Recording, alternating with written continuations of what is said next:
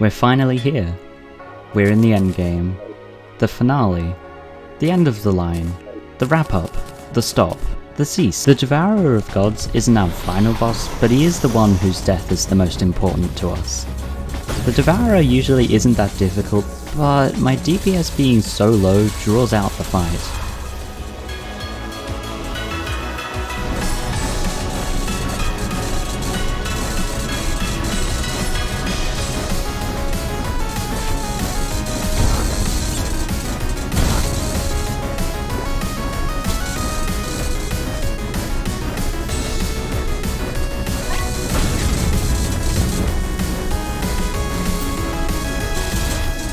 The accessory I crafted before the fight, the Astral Arcanum, actually turned out to be really strong.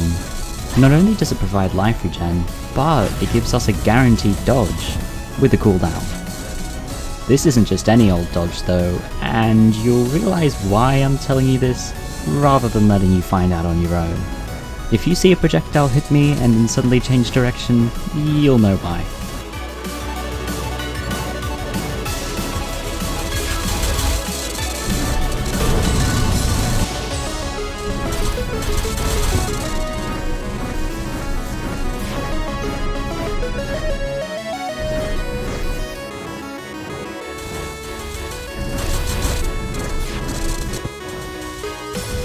Phase 1 down, now it's on to the Sentinels refight. Although I forgot to mention last episode that I didn't need to beat them to craft the summon item, since it has an ultimate recipe, the Sentinels, if not defeated prior, are at full strength during the Devourer fight. Seeing how much of a struggle Weaver and Void were last time, I think I made the right choice.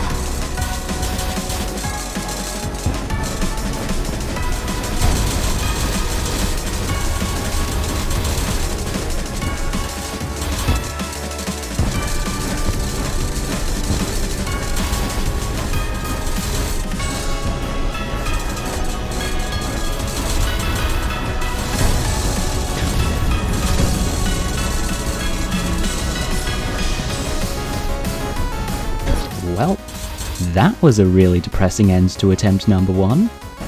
Luckily, I had a plan for getting my hands on some damage.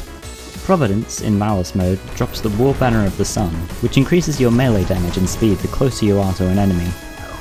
Seeing how the only way I can deal real damage to the Devourer is by close proximity, this would be an asset to my build. Too bad that Malice mode is, you know, hard.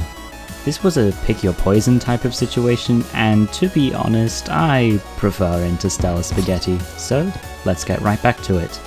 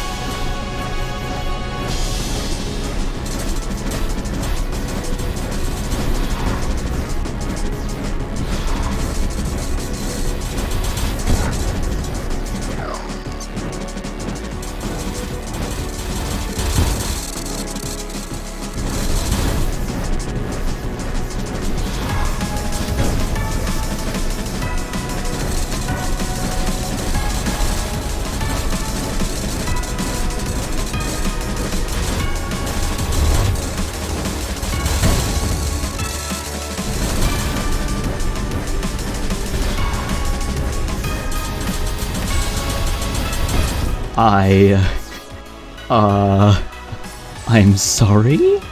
Did that just happen? Oh my god. Not complaining, of course, but that is probably the best end to a Devourer of Gods fight I've ever had. Here they are, Cosmolite bars. One of the many reasons why I decided to get rid of the crafting recipe rule for post-Moonlord. Don't worry, there's still some stuff we can craft with them.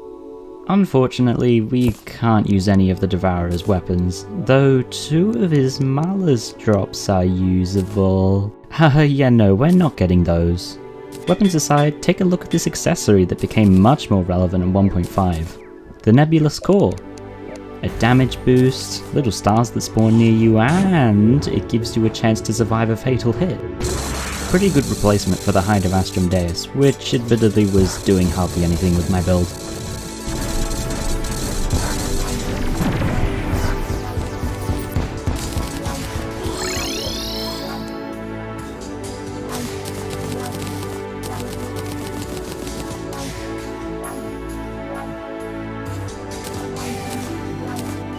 Now it's time for the Frost Moon, Pumpkin Moon, and Solar Eclipse. With the defeat of Dog, these 3 events are buffed, and the enemies and mini-bosses gain special drops. Endothermic Energy for the Frost Moon, Nightmare Fuel for Pumpkin, and Dark Sun Fragments for Eclipse. I decided to do the Solar Eclipse first because there were some things I knew I could craft with the fragments. I should probably mention at this point that while I did have a progression route mapped out for hard mode, I was working things out as I went through post-Moonlord. I didn't explore every choice I had, I just went with what I knew was good, while taking into consideration my restrictions.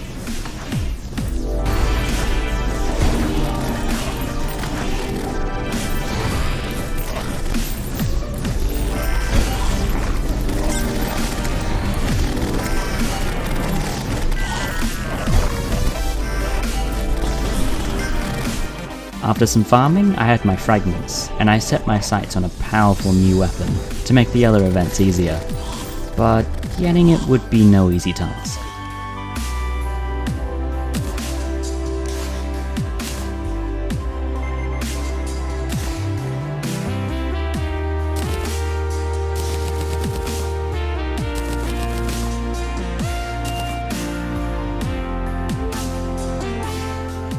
After a long crafting tree, the Galaxia was mine at last.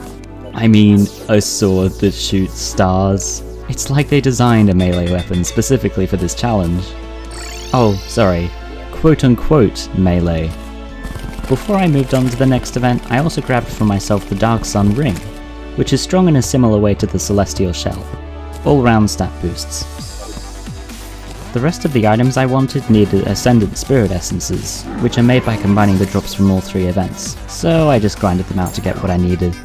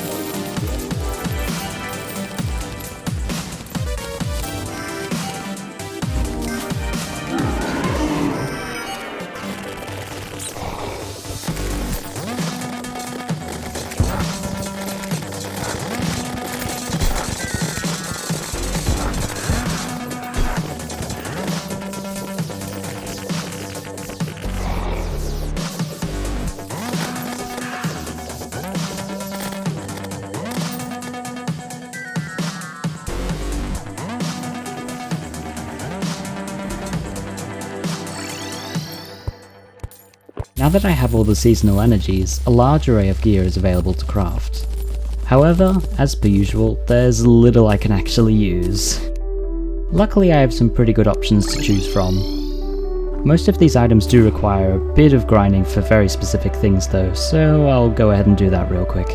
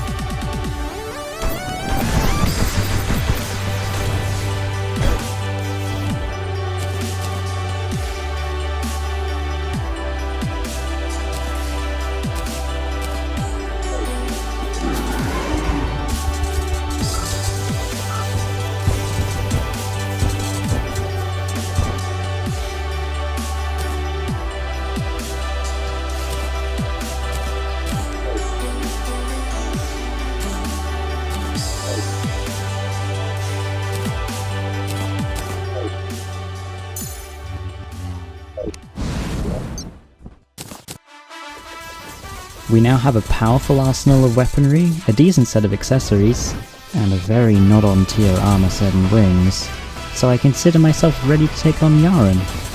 But of course we need his summon item, and I'm lacking in materials, so I kill some things.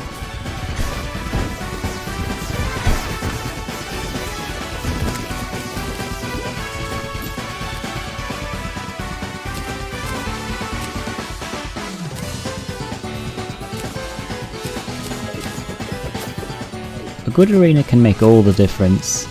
So I buy hundreds of dynamite and I destroy the surface of my jungle. Yharon's Infernados limit your horizontal space, so the only way I can expand my arena is up or down. And I can't exactly make the sky bigger.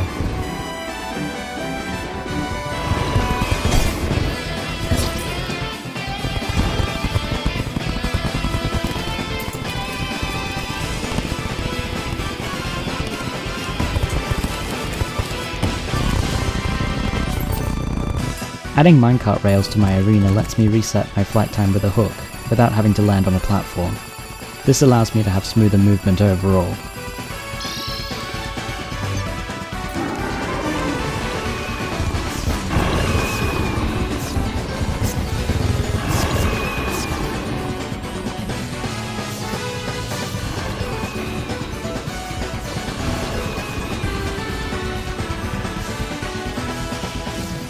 Needless to say, Yharon is a problem for this challenge run.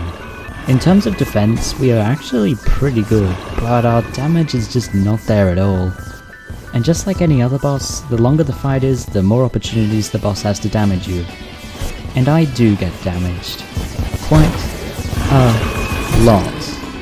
The bad part is, there wasn't anything I could really get that would make this significantly easier, and on top of that, Yharon's bullet hells were buffed in 1.5, so I had to learn the fight again. I still felt like I was missing something though. Something that I should have gotten earlier, but put it aside for later and then forgot. Bobbit Hook! It is the best hook in the game by a huge margin, and is a tremendous help in a Yharon fight. Or any fight really. There is a catch though. We need to traverse to the very bottom of the abyss to get it, and there's nothing space or sky related about the abyssal diving suit. Thankfully the celestial shell provides some underwater breathing, and there's also the gills potion, but that's all we have. So, we are going to do this the slow and tedious way. Lead a wire to the bottom and use teleporters.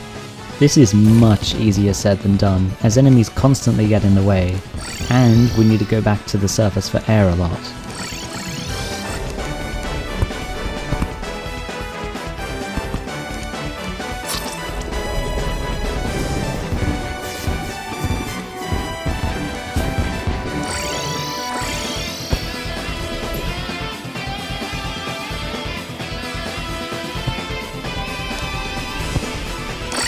When I finally got to the bottom, I set myself up for a long grind for the specific enemy to spawn, and then also drop its hook. But with all the mini-bosses and the fact that going up for air despawns everything down there, it was unbearably slow. And that's when I realised I was stupid. Emidius, the NPC you save from the giant clam, has a help option in his dialogue. If you click on it, he gives you underwater breathing for 10 minutes. The downside of this is the buff will disappear if you get hit, but that's okay, it costs nothing and I have a convenient teleport to streamline the process.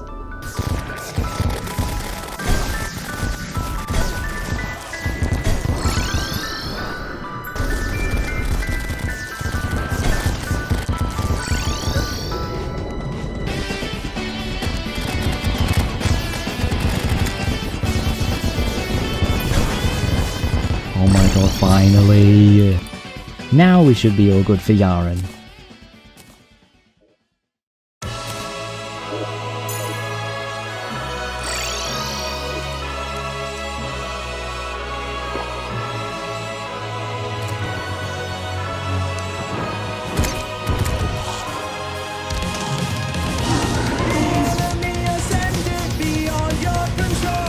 Out of all my weapons, the Galaxia had the most consistent damage output, and required hardly any aiming, because of the homing.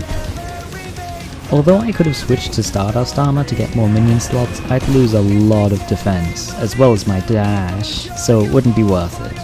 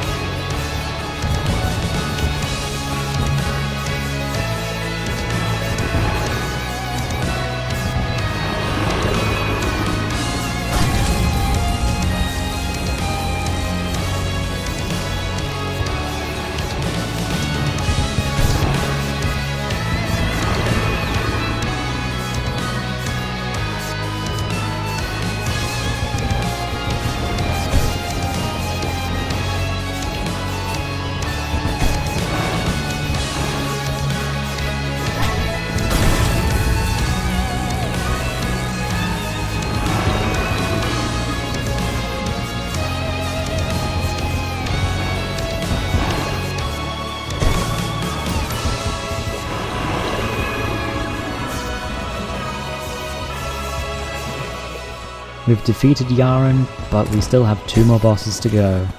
Halfway to the end.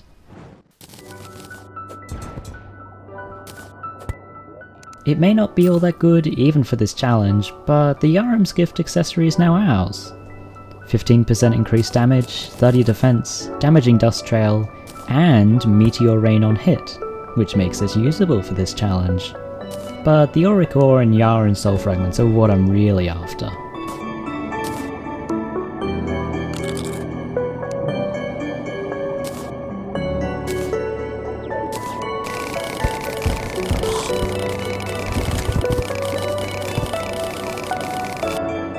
We now have auric bars, an endgame crafting material, and we can use them to make auric Tesla armor, right? Right? Yet no. Okay, look, there's hardly anything we can make with the bars, which you really should have expected at this point, but that doesn't mean there's no upgrades at all. And one of them in particular is very desirable for my melee build.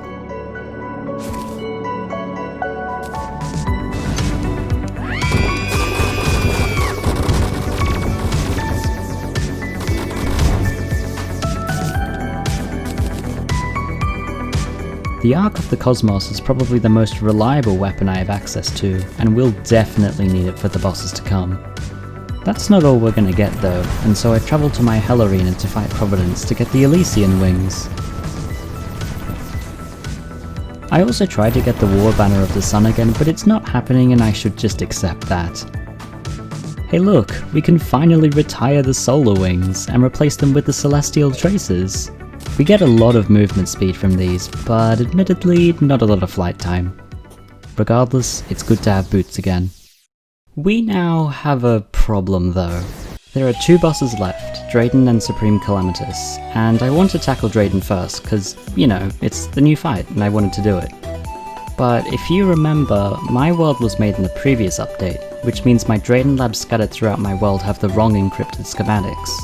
I will have to make a new world and find each and every lab. I should also mention that I grabbed as many power cell factories as I could during this search, as I would be needing a lot of power cells for the many decryptions I would need to be doing.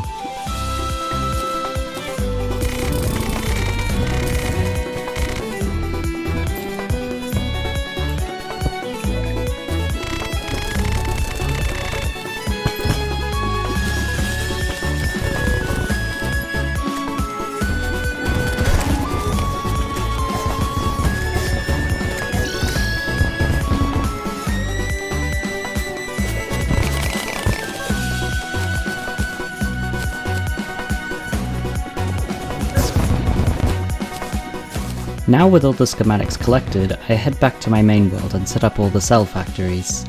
These need time to produce the cells though, so I do some potion collecting in the meantime. There's no way of knowing how many attempts I'll be pouring into Draedon and Escal, so I get 100 of each potion I'll need.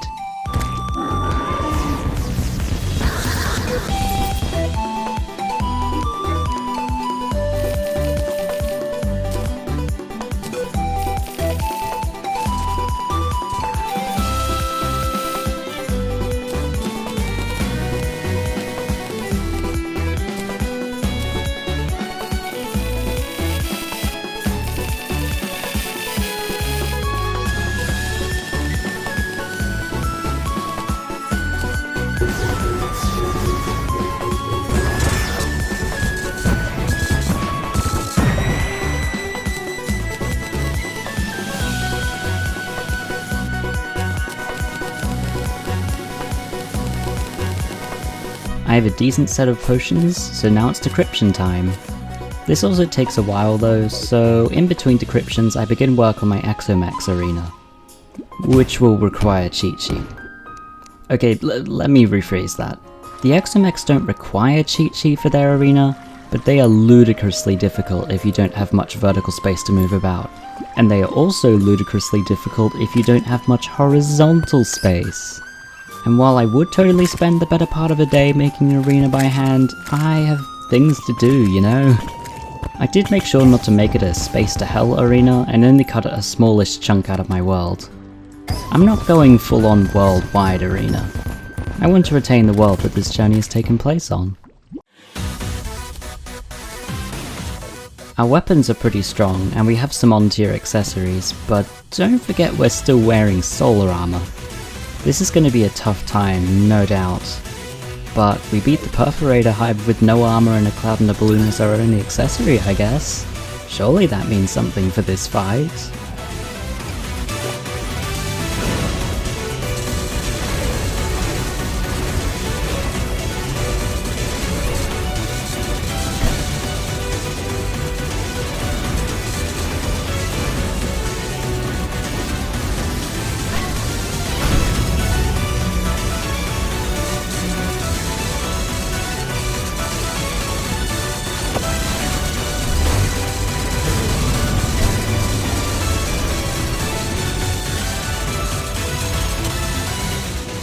While the Mecha Mayhem part of the fight, where all the mechs attack together, is so easily avoided by moving diagonally downwards, my arena was not tall enough or wide enough to do this for long.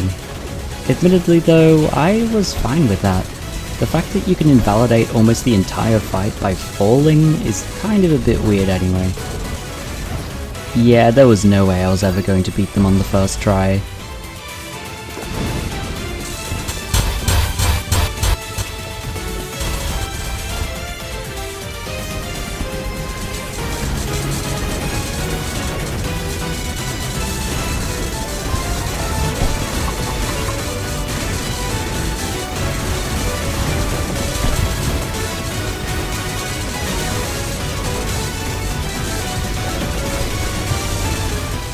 Once you get an Exo Mech down to 40% health, it will enter its solo phase, where it uses new and powerful attacks, as well as buffing its pre-existing ones. Although it's hard, in a way it's better than multiple mechs attacking together.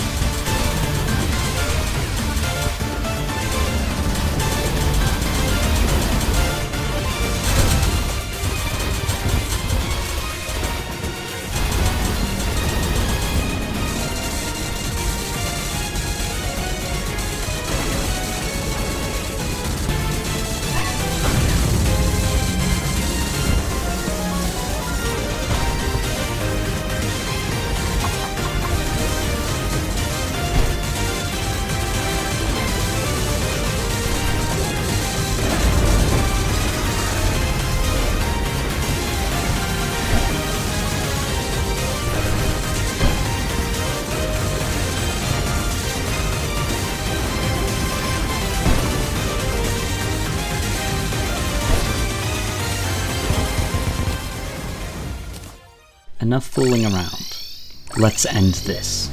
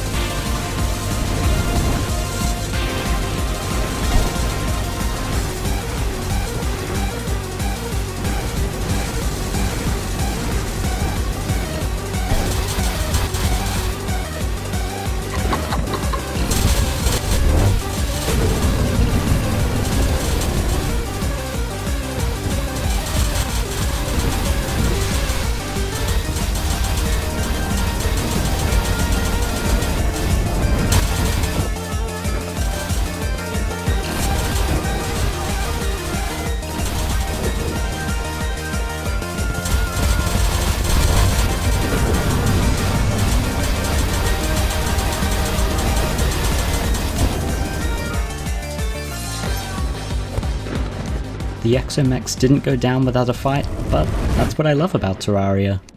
Winning on the first attempt is overrated anyway. What do I get from it? Basically nothing.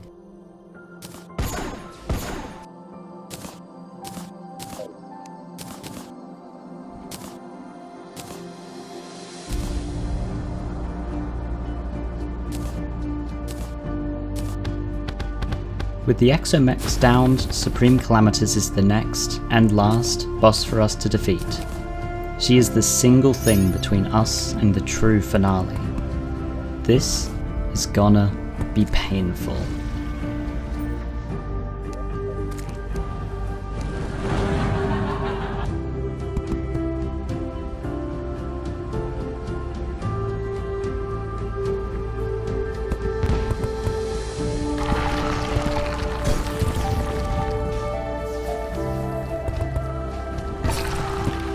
SCAL needs nothing less than an arena that is meticulously designed to counter specific attacks. These extra wall layers will explode her fireballs and gigablasts before they can reach me.